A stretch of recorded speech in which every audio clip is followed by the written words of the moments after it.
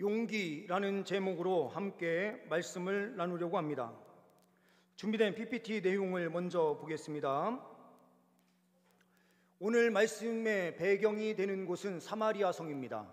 사마리아 성은 보시는 지도대로 예루살렘 위쪽에 위치되어 있는 북이스라엘의 수도입니다.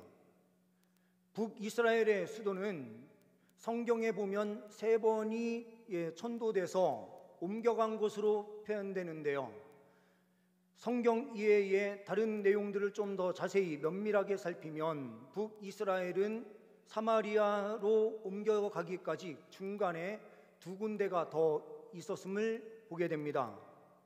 그러니 세겜, 그 다음 디르사, 그 다음 사마리아, 이렇게 천도를 하면서 수도를 옮겨가게 되는데, 오늘 말씀 그 위에 보게 되면 말씀을 제가 하나 넣어놨는데요. 오므리가 세멜에게서 은 2달란트로 산을 사서 그 산 위에 성읍을 건축하고 그 성읍의 이름을 산 주인이었던 세멜의 이름을 따라 사마리아라 일컬었더라라고 기록하고 있습니다.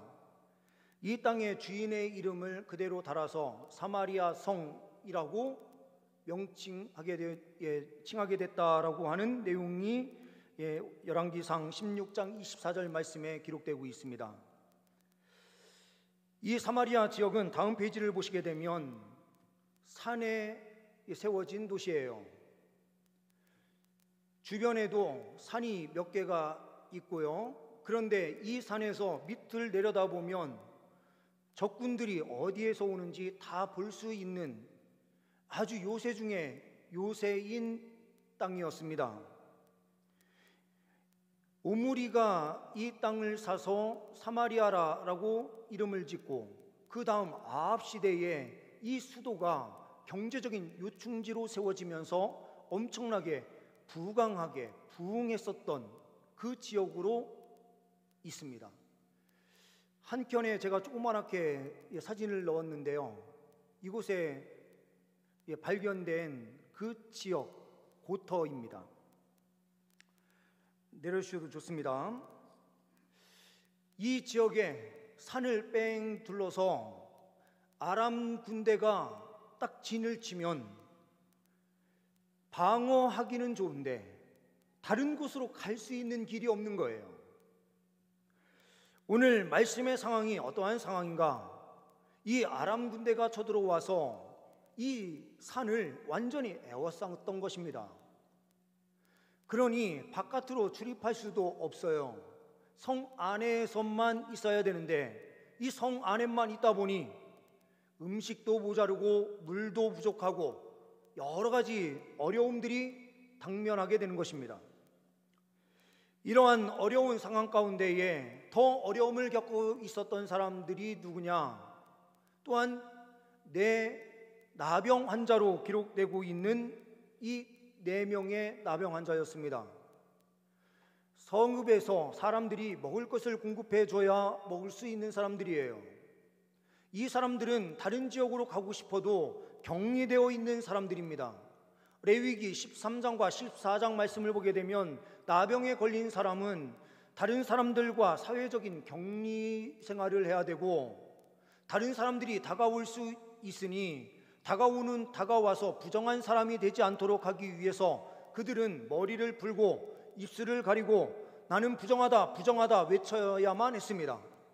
이 부정하다 부정하다라고 하는 외치는 소리를 듣고 사람들은 저곳에 나병 환자가 있구나라는 것을 알고 그곳으로 가지 않고 길을 돌아서 가거나 그 사람들과 접촉하지 않도록 조치를 취할 수 있었던 것입니다. 다른 사람들과 격리된 생활을 하고 있었던 이 사람들, 그런데 이 사마리아 성에서 먹을 것이 공급돼야 되는데 먹을 것이 공급되지 않으니 이 사람들은 그야말로 죽기 아니면 살기다 라고 하는 생각을 가졌는지 모르겠습니다.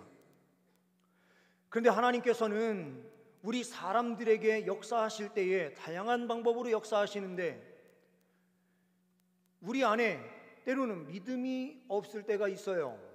그런데 믿음이 없는데 우리 마음 안에 하나님께서 역사하셔서 갑자기 어떤 용기가 생기고 새로운 것을 향하여 달려가고자 하는 그런 마음이 생길 때가 있습니다.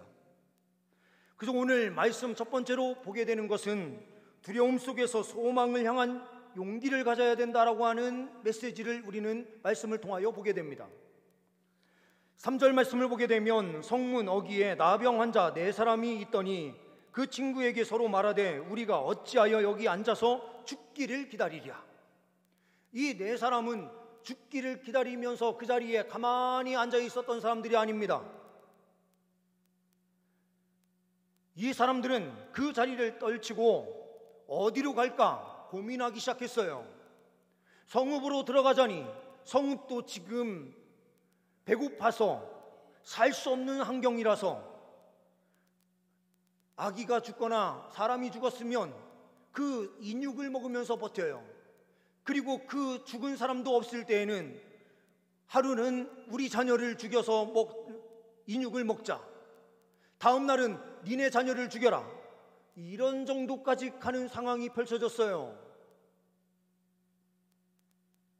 이렇게 처참한 상황이 사마리아 성에서 펼쳐지고 있는 것을 이 나병 환자들도 멀리에서나마 어떻게 소식을 들었는지는 모르겠어요. 근데 이 4사람은 이렇게 이야기를 합니다. 성읍으로 들어가도 우리는 죽고 갈 데 없으니 그러면 우리는 저쪽 아람 지역, 아람 군대 쪽으로 가자. 오늘 4절 말씀에는 항복하다라는 표현이 되어 있는데 이 항복은 우리가 아람 군대의 사람이 되겠습니다라고 하면서 항복하면서 들어가는 게 아니에요. 이 말씀은 원어 성경적으로 보게 되면 경계를 넘다라는 의미로 사용이 돼요. 우리가 만약에요, 누군가가 북한에서 남한으로 넘어올 때에 38선은 넘어왔다 하면은 북한 쪽에서 볼 때에는요, 항복해서 넘어간 사람으로 보죠. 만약에 우리는 남한 쪽에서도 북으로 넘어가는 사람이 있다 하면 그 사람은 항복했다, 아니면은 그 사람은 북한 사람이 되었다, 이렇게 우리는 이야기를 하는 거예요. 마찬가지로 이 말씀 속에서 이들이 아람 지역으로 넘어간다라고 하는 것은 경계를 넘어감으로 이것이 어떻게 보면 항복과 똑같은 의미가 있다라고 성경이 기록을 하고 있는 것뿐입니다. 원어적으로 보면 이 2가지 의미가 다 있어요. 경계를 넘는 것과 그리고 항복하는 것, 2가지의 의미가 동시에 있어요.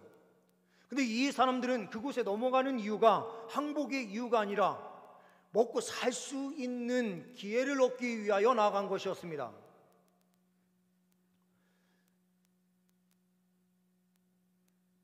우리는 이 시대를 살아가면서 우리 대한민국이 저성장 시대로 가고 있습니다. 선진국이 되면 될수록 옛날처럼 7%, 10% 이렇게 성장하는 시대는 이제 없어요. 한국은 이미 선진국이 되었기 때문에 아무리 성장을 해도 1%, 2%, 정말 많아야 3% 정도 되는 그것이 전부가 될지 몰라요. 앞으로 우리가 살아가는 그 시대는 우리 대부분의 성도님들이 살아온 시대와 달라요. 우리 이제 젊은 시대가 살아가는 그 시대는 큰 성장이 없이 지금보다 조금 더 나은 정도로만 발전하면서 나아가는 그 정도가 될지 모릅니다. 그런데 앞으로의 그 상황이 어떻게 변화될지 아무도 몰라요. 이러한 상황 속에서 가만히 주저앉아 있고 포기하는 자리에 있는 사람들은 아무것도 할 수 없습니다. 근데 이 나병 환자들은 어떻게 하고 있습니까? 그 죽을 자리에 그대로 있어서 자살을 선택하고 자기의 삶을 뒤로 하지 않았어요. 이들은요, 소망을 가지고 어떻게 하면 우리가 살 수 있을까? 그 길을 선택하면서 죽음을 각오하고 나아가는 것을 봐요. 우리에게 놓여져 있는 이 상황 속에서 우리가 해야 할 일은 무엇입니까? 우리는 두려움 속에 사로잡혀서 그 자리에 주저앉아 있는 모습이 아니라 용기를 가지고 한 걸음 나아가기 위하여 힘쓰는 삶으로 달려갈 때에 새로운 은혜의 역사가 우리의 삶에 펼쳐질 수 있는 것입니다. 두 번째로는 하나님의 기적을 체험하기 위하여 용기를 내야 된다라고 성경은 말씀하고 있습니다. 5절 6절 말씀을 보게 되면 아람 진으로 가려 하여 해질 무렵에 일어나 아람 진영 끝에 이르러서 본즉 그곳에 한 사람도 없으니 이는 주께서 아람 군대로 병거 소리와 말소리와 큰 군대의 소리를 듣게 하셨으므로 아람 사람이 서로 말하기를 이스라엘 왕이 우리를 치려하여 헷 사람의 왕들과 애국 왕들에게 값을 주고 그들을 우리에게 오게 하였다 하고라고 말씀이 기록되고 있습니다. 아람 진으로 가려고 하는 시기가 언제입니까? 해질 무렵에 일어나서 아람 지역으로 가려고 해요. 그런데 이때 이들이 일어난 그 시기에 딱 맞춰가지고요, 해질 때에 하나님의 그 강력한 병거의 소리, 하나님께서 내신 그 강력한 소리를 통하여 아람 군대는요 뭐라고 생각하는가? 북이스라엘 왕이 사신을 보내가지고요 해족속을 부르고, 이 해족속은 누구냐? 세계사에서 보게 되면 히타이트 민족이라고, 히타이트족, 히타이트 문명을 만들어낸 그 국가예요. 히타이트족은 철기 문명을 세계에서 가장 처음으로 만들어서 강력한 군대를 이룬 민족이 바로 이 히타이트 민족입니다. 그 히타이트 민족 가운데에 아수르가 있고 지금 터키라고 하는 그 지역에 그 민족들이 있는 거예요. 그리고 오늘 말씀에 또한 애국 왕들을 불렀다 이렇게 되어 있어요. 애국 왕들이라는 표현을 썼는데요, 애국은 우리가 잘 알고 계시는 대로 이집트죠. 이집트도 그 시대에 최고의 문명을 만들어냈었던 지역입니다. 글자가 만들어지고 최고의 군대를 가지고 있어요. 그리고 남쪽에 에티오피아 쪽으로 내려가는 그 수단 그 지역에 있었던 여러 연방 국가들이 있는 것입니다. 그러니 이집트가 전쟁에 참여했다라고 하면 애굽의 왕 바로가 온 것이 아니라 그 주변에 함께하고 있었던 민족이 함께 오는 것이니 여러 왕이 함께하고 있다라고 하는 이 왕들이라는 표현을 쓸 수 있는 것이죠. 햇사람들도 마찬가지였습니다. 하나의 민족이 통일을 완벽하게 이룬 시기가 아니에요.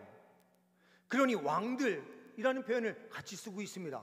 그래서 왕들이 말 타고 오면서 병거 소리가 나고 큰 소리가 난다 할 때에 이 아람 사람들이 겁을 먹기 시작한 것입니다. 그러면서 도망을 치는데요, 자기가 타고 온 낙이나 짐승들을 타고 도망가지 않았어요. 그 이유는 뭐냐? 만약에 짐승을 타고 도망간다고 하면은 어디를 가야 되냐면 길을 따라서 도망을 가야 돼요.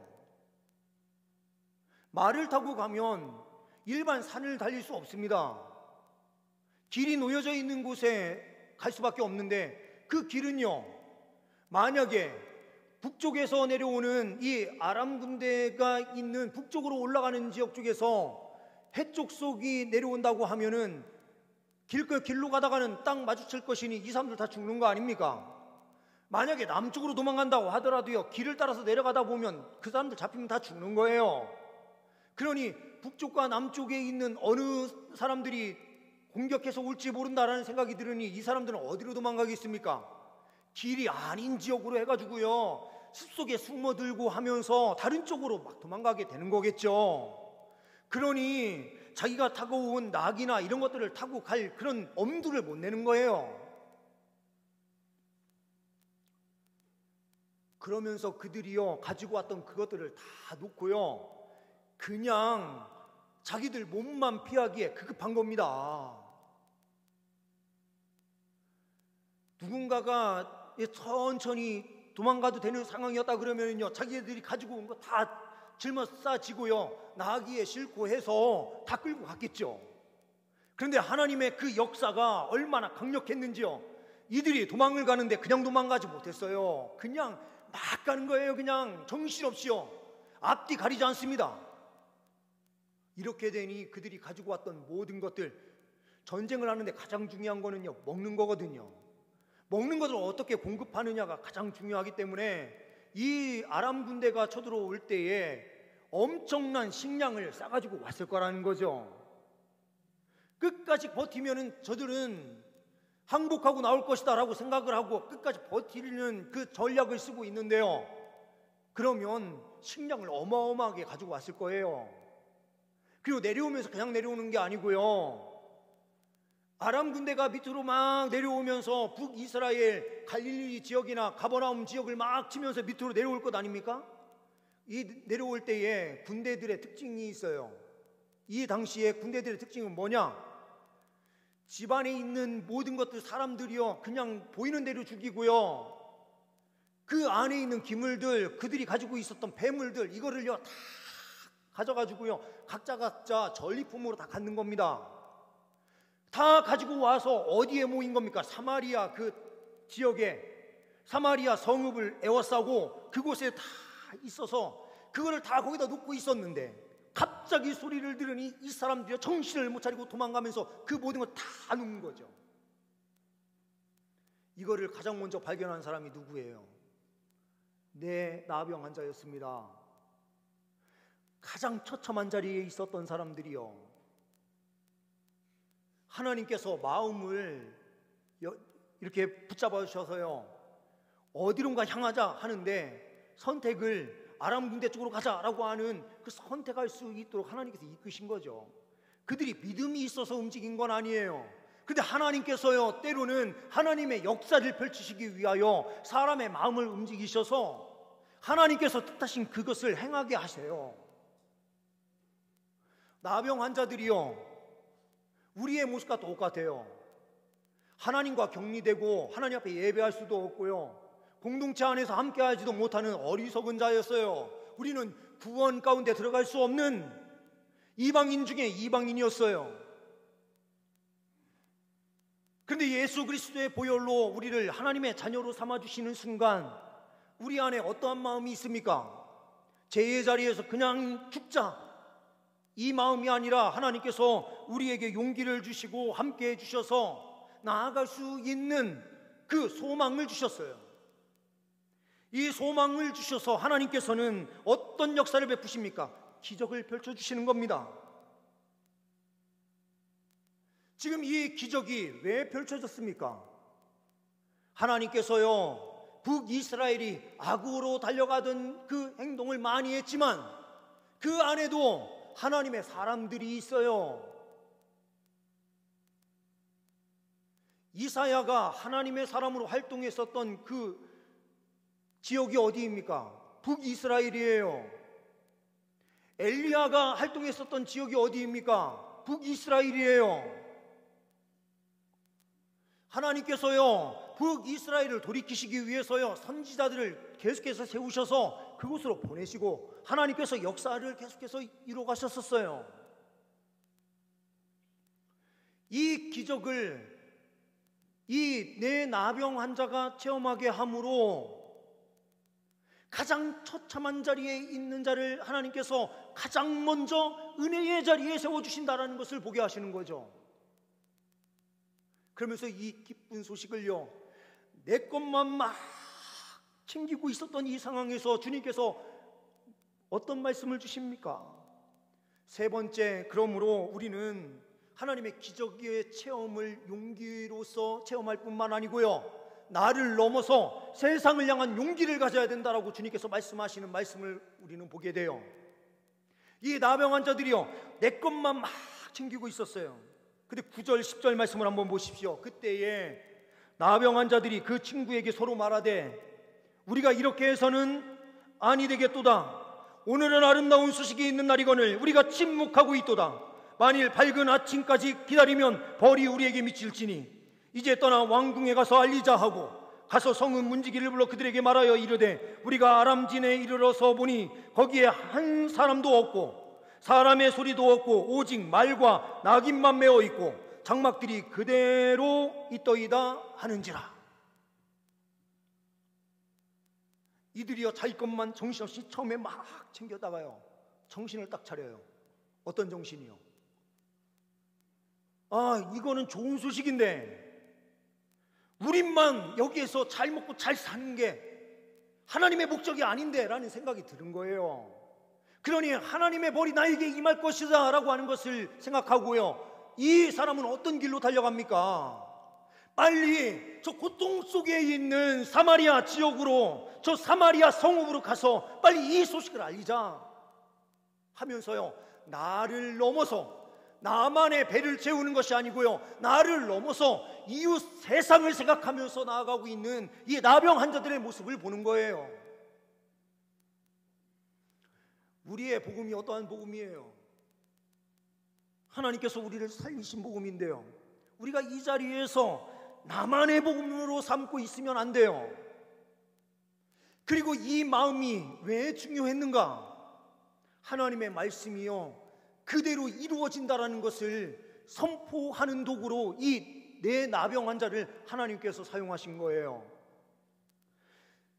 우리가 읽지는 않았지만 1절 2절 말씀으로 가서 한번 보십시오. 1절 2절에 이렇게 말씀하고 있습니다. 엘리사가 이르되 여호와의 말씀을 들을지어다. 여호와께서 이르시되 내일 이맘때에 사마리아 성문에서 고운 밀가루 한 쌀을 한 세겔로 매매하고 보리 두 쌀을 한 세겔로 매매하리라 하셨느니라. 그때 왕이 그의 손에 의지하는 자 곧 한 장관이 하나님의 사람에게 대답하여 이르되 여호와께서 하늘에 창을 내신들 어찌 이런 일이 있으리요 하더라. 엘리사가 이르되 내가 내 눈으로 보리라. 그러나 그것을 먹지는 못하리라 하니라. 엘리사가요 뭘 선포합니까? 지금 고통 속에 있어서요, 하루는 우리 자녀, 하루는 니네 자녀 인육을 먹으면서 우리가 버티자 이러고 있는 지금 처참한 상황 가운데 있는데요, 엘리사가 갑자기 뭐라고 말씀을 선포하는 겁니까?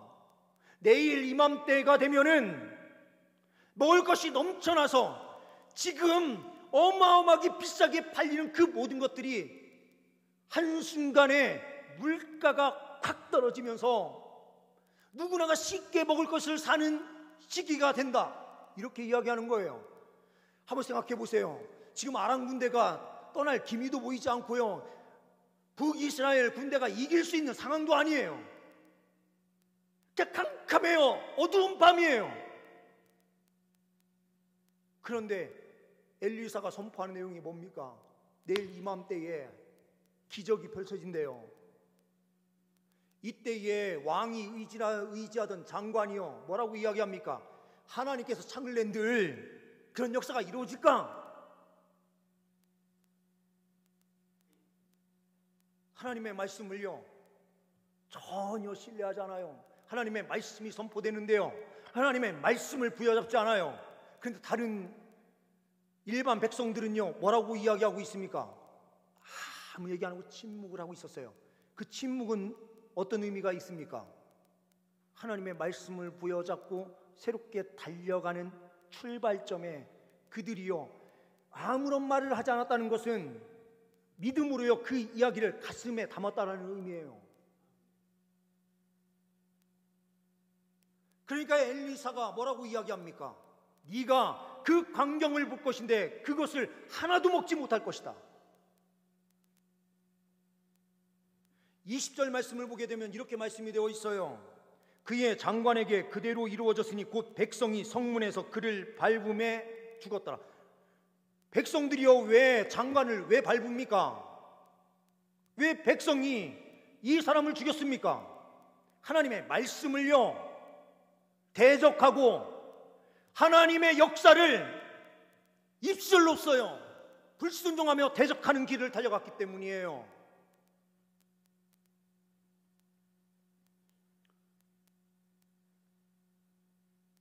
성경 주일이 어떤 주일입니까? 말씀을 붙잡는 주일이 돼야죠. 우리의 생각, 사고로 볼 때에는 불가능한 일이 펼쳐지는데요, 이것을 선지자를 통하여 하나님께서 메시지를 주신 거예요. 그런데 장관은 하나님의 말씀을 받지 않아요.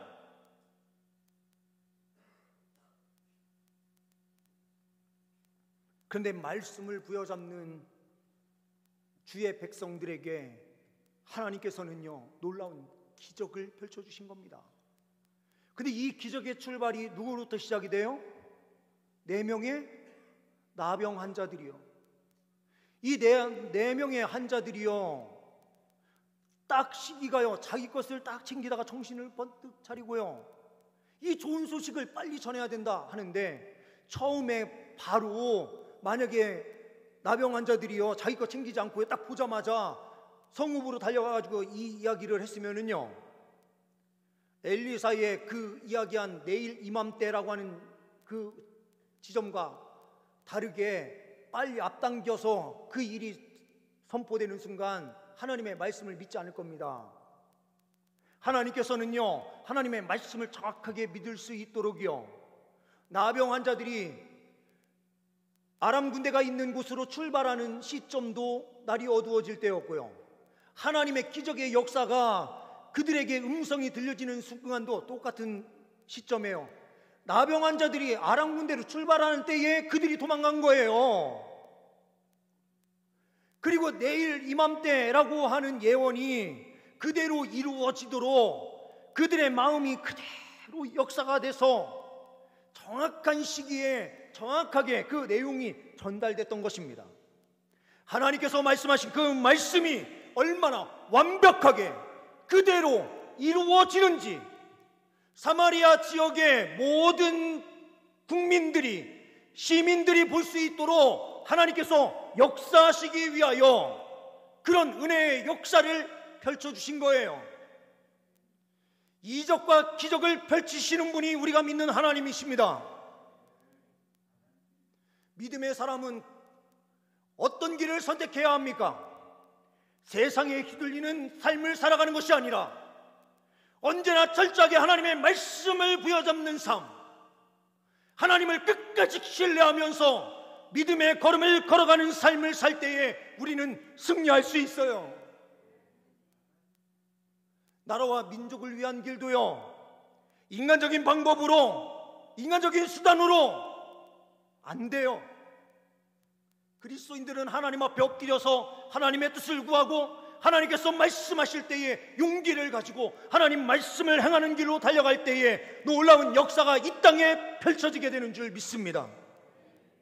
하나님께서 이 민족을 사랑하셔서 하나님께서 반드시 하나님의 뜻을 이룰 수 있도록 하나님께서 함께하여 주실 것을 믿습니다. 근데 그 출발점에 내 나병 환자가 있듯이 우리가 그 자리에서 하나님의 뜻을 이루는 길로 힘있게 나아갈 때에 이러한 희망과 소망이 세상에 선포되고 세상을 치료하는 역사가 펼쳐지게 될 줄 믿습니다. 기도하십니다.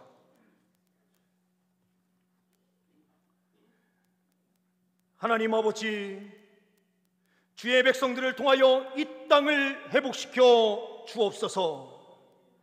말씀 앞에 순종하는 길, 철저하게 주님 앞에 엎드려 간구하고 기도하는 길, 주님 뜻 앞에 순종하며 달려가는 용기 있는 믿음의 사람들 되게 하옵소서. 우리 주 예수 그리스도의 이름으로 기도하옵나이다. 아멘.